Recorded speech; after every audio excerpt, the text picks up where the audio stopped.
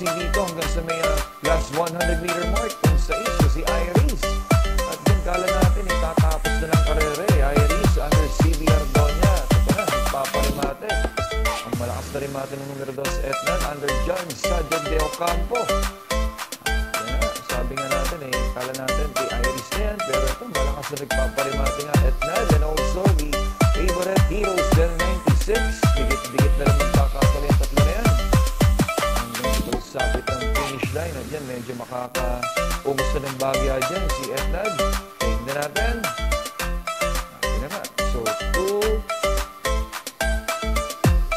Okay, mo 2-6. Sige, although tingnan natin mamaya ang ating maging official sa ating race number 1. Ang replay as they turn for home. Nakasolo Ire, Malibugalit si Bigor Danta, at ito na dito mga buhay, Tawi-Tawi Island, and si Captain Bob. Ano na binigsakin ko sa itong si Malibugalit, meron pa Tawi-Tawi Island. Then sa loob. Captain Bob. Ito na ating finish line.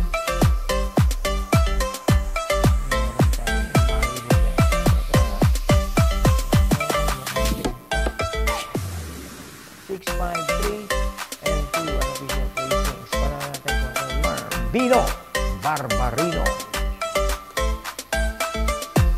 Ace Lama replay, part-time lover. Ang siya nagdala ng bandera mo sa race. At ayun na nga, challenge coming from Dreaming Always. Ako, natatapalan hanggang sa ultimo quarter itong si Dreaming Always. At ayun yan, nung ma-elite ni Edwin Blanca-Flor.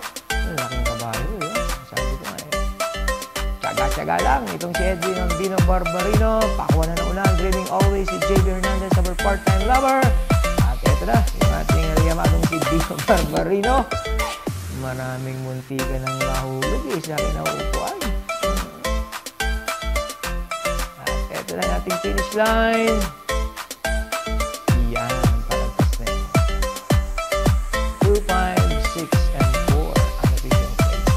Panahon natin. Siya, Limado.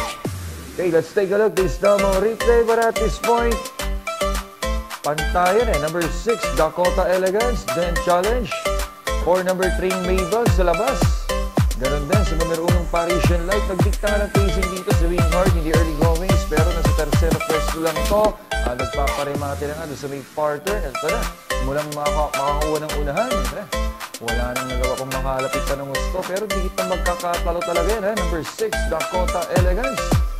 Malaking factor na nakaitad sila by about 2 to 3 innings na over number 3, Mabel. At yan, kapiraso na lang magkakatalo yan. Tignan natin. It's going to be 6. Yun, by ahead. 3, 1, tapos pang-apat yung 4 Krugeran. 6-3. Ang winner, Miss Melanie C. Habla, 402 kilograms below Habaka.